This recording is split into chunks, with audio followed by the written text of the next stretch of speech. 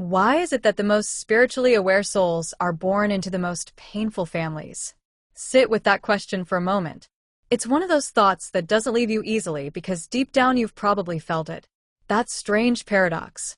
How could a universe so wise, so intelligent, place an awakened mind inside a home filled with chaos, neglect, or pain? Why would light be born in the darkest places? Maybe you've wondered, did I deserve this? Was I meant to suffer? But the truth is far more mysterious and far more empowering. The universe doesn't place awakened souls in comfort. It places them in conflict, because comfort never wakes anyone up. Pain does. Pain is the universe's alarm clock.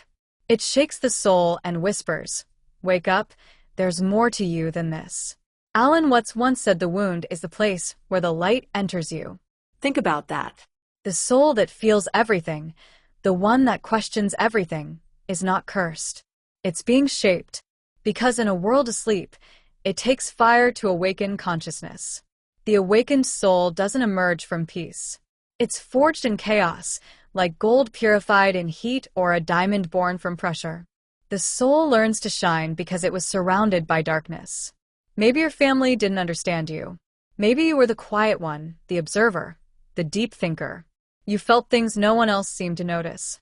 You tried to bring peace where there was conflict, love where there was coldness, but instead of being appreciated, you were misunderstood. That wasn't an accident. That was initiation. Because what if your pain was not punishment, but purpose? What if your suffering wasn't meant to destroy you, but to awaken you? What if your family, as broken as it may seem, was the perfect training ground for your soul's evolution? You were not born into chaos by mistake. You were born there because you were strong enough to transform it. Drop this affirmation in the comments. My pain awakened my power. There is no mistake in where you were born. The universe does not roll dice when it comes to the destiny of an awakened soul. Every painful beginning has a hidden pattern behind it, a divine structure woven into chaos. When a soul carries the potential for awareness, it cannot be placed in comfort, because comfort breeds blindness. Comfort keeps people asleep. But pain breaks illusions. It forces the mind to search, to question, to rise. This is why many awakened souls come from homes filled with emotional storms. They weren't being punished. They were being prepared. You see, a soul that is meant to bring light must first learn what darkness feels like. Without contrast, there is no clarity. Without shadow, there is no understanding of light. The universe teaches through polarity. It allows you to experience the absence of love, so you can recognize the real thing when it appears. It allows rejection, so you can discover your worth within yourself. It gives you chaos, so you can learn the meaning of inner peace. The pain of your early life was not random. It was sacred curriculum. It was the universe showing you what happens when unconsciousness rules over love, so that when your turn comes, you lead with awareness. Alan Watts once said the universe plays hide and seek with itself. The soul hides in pain so it can rediscover its own light. That is the essence of your journey. The darkness of your family was never the end of your story. It was the beginning of your awakening. You were placed in the fire so that empathy could be born from your ashes. You were surrounded by misunderstanding so that you could understand. The reason your beginning was painful is because your soul's mission was powerful. You weren't sent here to repeat patterns. You were sent to reveal truth. Every wound, every scar, every night you cried alone, they were all codes, lessons, and initiations guiding you back to your divine awareness. Life never wastes pain. It recycles it into wisdom. When you realize that, you stop asking why me and start asking what is this teaching me? That is when the transformation begins. The stars can only be seen in darkness. And maybe, just maybe, that's why your soul chose such a dark sky, so your light could finally be seen. Drop this affirmation. My pain has purpose.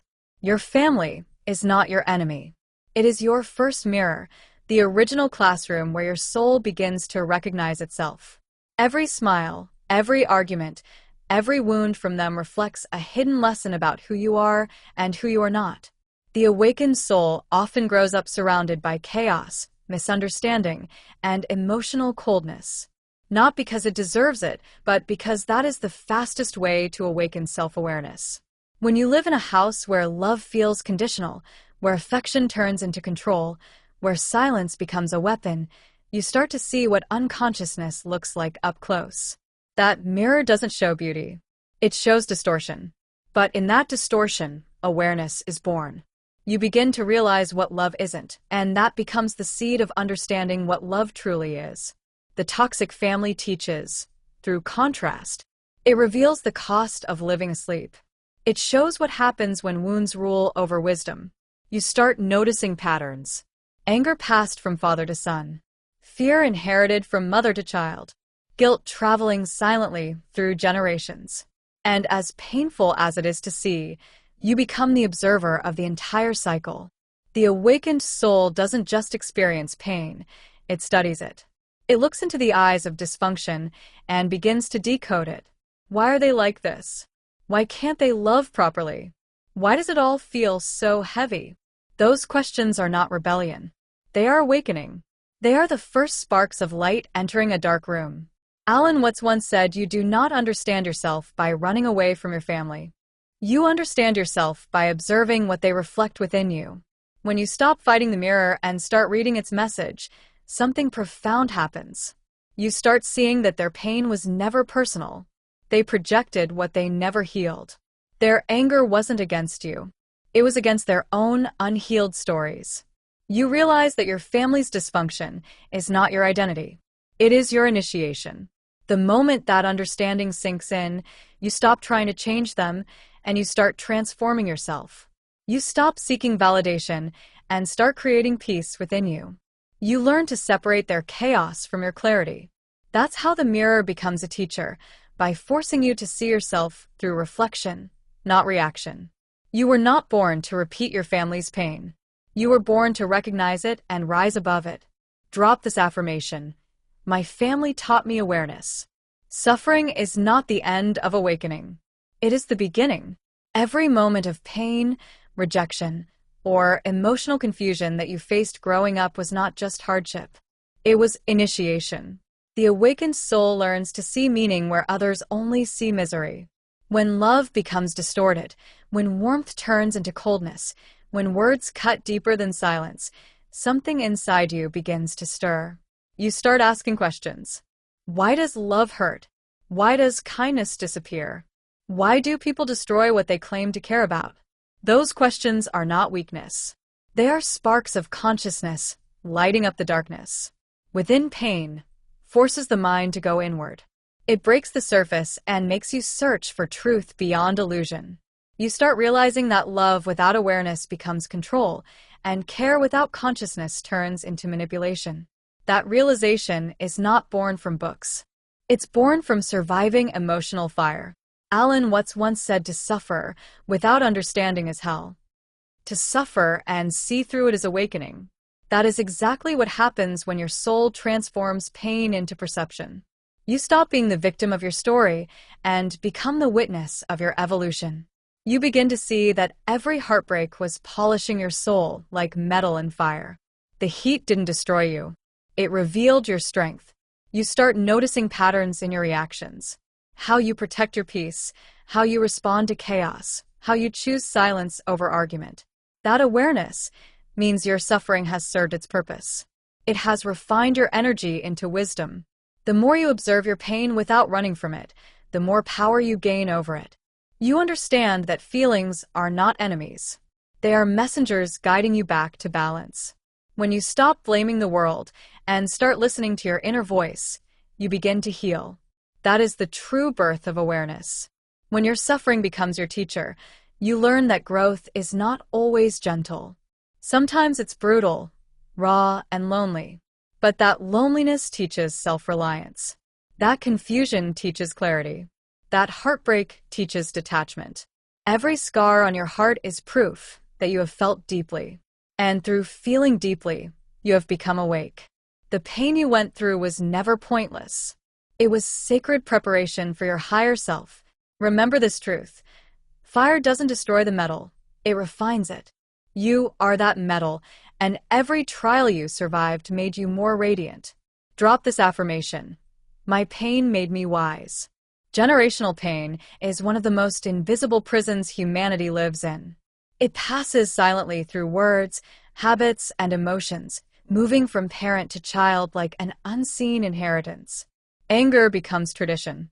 Fear becomes family culture. And guilt becomes the language of love. Most people never notice it. They just repeat it. But the awakened soul, the one who begins to see, becomes the interruption. You are not here to continue your family's suffering. You are here to end it. The moment you recognize that pattern, the chain begins to crack. Awareness itself is rebellion against unconscious repetition. You start to see that your parents weren't villains. They were carriers of their own unhealed stories. They acted from pain they never knew how to process. And now you stand at the crossroads to either become them or transform what they could not.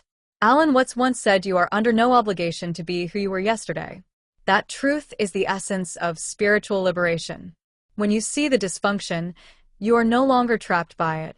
You start making choices from consciousness, not conditioning. You begin responding with wisdom instead of reaction. You create space where silence once lived and peace, where tension once ruled. Breaking the ancestral chain doesn't mean rejecting your family. It means refusing to carry what doesn't belong to your soul. It means releasing the burden of inherited pain and turning it into awareness. You are not cursed by your family. You were chosen to transform it. You are the first one to see the pattern clearly. And that vision is what makes you the cycle breaker. Healing is not loud. It's quiet resistance. The kind where you stop yelling, stop blaming, and start understanding. You begin to forgive, not because they deserve it, but because you deserve freedom. You stop carrying pain that isn't yours and start creating peace that never existed before. That is ancestral healing, transforming darkness into wisdom. Every time you choose compassion over resentment, you rewrite your family's energy. Every time you respond with calm instead of chaos, you heal generations behind you and ahead of you. You are not your family's wound. You are its remedy. Their story may have been written in pain, but yours will be written in power. Remember this truth. You are the turning point in your bloodline. The past may have shaped you, but it no longer defines you. Drop this affirmation. The chain ends with me. In toxic families, love is often confused with control. People claim to care about you, yet their affection comes with conditions, guilt, or emotional manipulation. They say they love you, but what they really mean is, I want you to make me feel comfortable, even at the cost of your own peace. The awakened soul learns early that this isn't love. It's attachment disguised as care. Real love does not cage. It frees. It does not demand obedience. It nurtures growth. But to understand that, you often have to experience its opposite. Painful relationships teach what healthy ones look like. They become mirrors showing you the difference between compassion and self-sacrifice. Alan Watts once said, you can only love completely when you are free to leave. True love and freedom are inseparable. The moment you understand this, your entire definition of love begins to evolve. You stop chasing validation from people who only value your compliance. You start realizing that love without respect is dependency, not devotion. And so you begin learning one of the hardest spiritual lessons. Love sometimes means walking away. Most people think staying proves strength, but sometimes leaving does. Walking away is not betrayal. It is protection. It's the act of choosing peace over chaos, self-worth over guilt. It's realizing that loving someone doesn't mean allowing them to harm you repeatedly. The awakened soul learns that setting boundaries is not selfish. It's sacred. Boundaries are the language of self-respect. They are invisible lines drawn not to push others away, but to keep your energy pure. You start saying no without shame. You start valuing silence over argument. And you begin choosing solitude over fake peace. This is how love matures. It becomes balanced, rooted in awareness, not emotion alone. You start seeing love not as. You are the turning point in your bloodline. The past may have shaped you, but it no longer defines you. Drop this affirmation. The chain ends with me. In toxic families, love is often confused with control. People claim to care about you, yet their affection comes with conditions, guilt, or emotional manipulation. They say they love you, but what they really mean is, I want you to make me feel comfortable, even at the cost of your own peace. The awakened soul learns early that this isn't love. It's attachment disguised as care. Real love does not cage. It frees. It does not demand obedience. It nurtures growth. But to understand that, you often have to experience its opposite.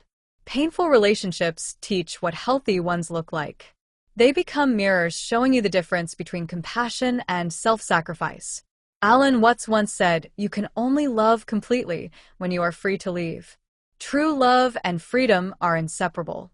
The moment you understand this, your entire definition of love begins to evolve.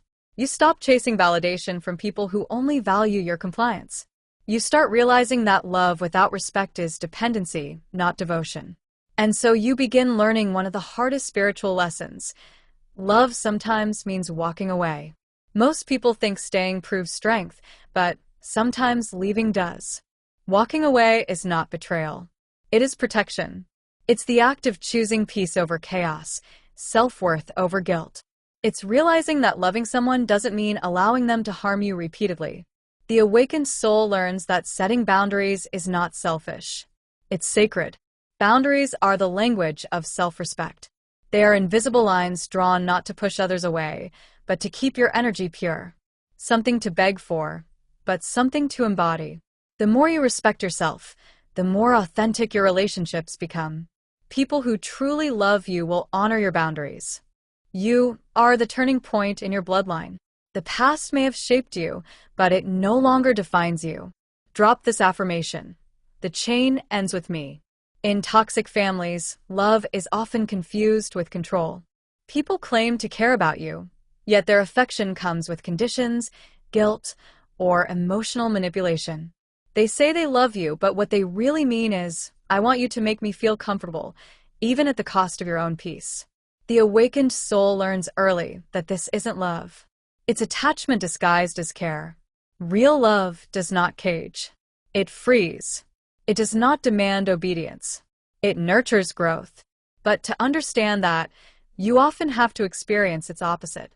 Painful relationships teach what healthy ones look like.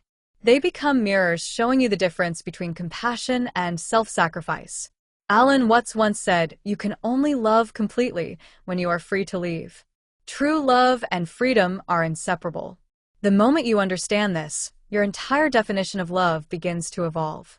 You stop chasing validation from people who only value your compliance.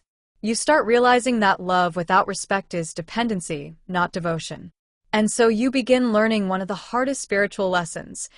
Love sometimes means walking away. Most people think staying proves strength, but sometimes leaving does. Walking away is not betrayal. It is protection. It's the act of choosing peace over chaos, self-worth over guilt. It's realizing that loving someone doesn't mean allowing them to harm you repeatedly. The awakened soul learns that setting boundaries is not selfish. It's sacred. Boundaries are the language of self-respect. They are invisible lines drawn not to push others away, but to keep your energy pure. Something to beg for, but something to embody. The more you respect yourself, the more authentic your relationships become. People who truly love you will honor your boundaries. Those who don't will resist them. Either way, you gain clarity. Love without boundaries drains the soul, but love with awareness strengthens it. You learn to care deeply, yet remain free, to give without losing yourself. That's spiritual adulthood, the moment compassion meets self-protection. You no longer confuse tolerance with love or endurance with loyalty. You love from fullness, not from fear. And when you finally redefine love, your entire world transforms because you realize real love never hurts your soul. It heals it. Drop this affirmation. My love has boundaries. There comes a moment in every awakened soul's journey when you stop trying to fix others and start understanding them instead. You realize that awareness isn't about changing people. It's about seeing them clearly without losing your peace. This is the birth of emotional detachment, not from coldness, but from wisdom. The more conscious you become, the less you need to control. You start observing your family's behavior from a higher perspective, seeing the pain behind their actions. Their anger came from fear. Their silence came from shame. Their manipulation came from emptiness. When that truth settles in, compassion begins to replace resentment. But compassion is not permission. Understanding does not mean tolerating what destroys your peace. Alan Watts once said to understand life, you don't cling to it. You flow with it. That same principle applies to people. You cannot awaken anyone by force. You can only embody the light that invites them to awaken themselves. So you stop arguing for your truth. You stop trying to convince them to see what you see. Instead, you move in silence, grounded and calm, knowing that your peace itself is the greatest lesson you can offer. Understanding without attachment means you can forgive without returning, love without losing yourself, and care without being consumed. You stop expecting apologies that will never come. And you stop seeking closure from those incapable of giving it. You begin to understand that closure doesn't come from people. It comes from acceptance. The moment you stop needing them to change, you reclaim your freedom. This detachment is not arrogance. It's maturity. It's the understanding that you can't heal in the same environment that broke you. And sometimes the most spiritual thing you can do is walk away with grace. Forgiveness becomes your quiet strength. You don't forgive because they deserve it. You forgive because you deserve peace. Every grudge you release becomes space for your light to grow stronger.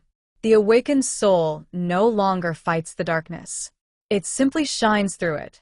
You realize that your family's pain is their path, not your responsibility. You can love them from afar, while protecting your energy up close. That's what it means to love consciously, to hold compassion in your heart but boundaries in your hands. When you master that, no one can emotionally enslave you again. You become free from the need to please, from the desire to prove, from the burden to fix. You simply exist in truth, peaceful, aware, unshakable. Understanding without attachment is the highest form of wisdom because it keeps your heart open while keeping your mind clear. Remember this. You can forgive in your heart and still protect your peace. Both are acts of love. One toward them, one toward yourself. Drop this affirmation. I choose peace over control. There comes a sacred turning point in every awakened soul's journey, the moment you stop seeing your past as punishment and start recognizing it as preparation. Everything that once broke you begins to make sense. The pain that once felt meaningless starts revealing its purpose. You see now that the family that once wounded you also initiated your awakening. They were not your downfall. They were your doorway. The universe did not punish you with them. It prepared you through them. Your story is not one of suffering but of evolution. You walked through fire and came out illuminated. You turned what was meant to break you into the reason you became unbreakable. That is the real transformation, when your pain no longer defines you, but refines you. Drop this affirmation. My darkness made me light. So now we arrive at the truth, the real reason awakened souls are born into toxic families. It's not karma. It's not curse. It's calling. The universe places the most conscious souls in the darkest places, not to destroy them, but to awaken them. Because light is most powerful when it learns to shine through darkness. You were sent into that family not to be broken, but to become the one who ends the cycle. Every wound, every betrayal, every moment of silence shaped your awareness. You were the observer in the chaos, the calm in the storm, the consciousness born within confusion. And now you understand, you were never the victim of your family's pain. You were the healer of it. Alan Watts once said the meaning of life is just to be alive. It is so plain and so simple. Yet everyone rushes around in a panic, as if it were necessary to achieve something beyond themselves. The awakened soul doesn't seek to escape pain. It learns to see through it. It learns that love without awareness becomes bondage, but awareness without love becomes emptiness. Balance is the key. Your family was the test. You were the answer. Their chaos was the challenge your soul accepted long before birth. You came to bring light where others only repeated darkness. And now, after walking through the fire, You stand as proof that awakening is possible even in the most painful beginnings. So, as this journey ends, remember, you are not sent to suffer. You are sent to awaken.